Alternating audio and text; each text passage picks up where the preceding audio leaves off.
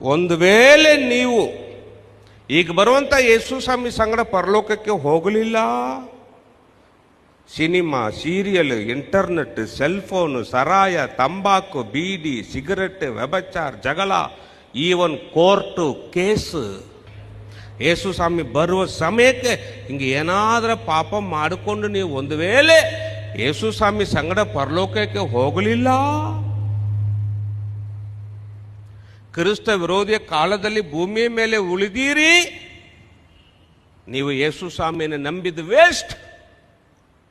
ಒಂದು ವೇಳೆ ನೀವು ಯೇಸು ಸ್ವಾಮಿ ಸಂಗಡ ಪರಲೋಕಕ್ಕೆ ಹೋಗಲಿಲ್ಲ, ಹಿಂಗೆ ಏನಾದರೂ ಪಾಪ ಮಾಡಿಕೊಂಡು ಕ್ರಿಸ್ತ ವಿರೋಧಿ ಕಾಲದಲ್ಲಿ ಭೂಮಿಯ ಮೇಲೆ ಉಳಿದೀರಿ, ನೀವು ಯೇಸು ಸ್ವಾಮಿ ನಂಬಿದ ವೇಸ್ಟ್.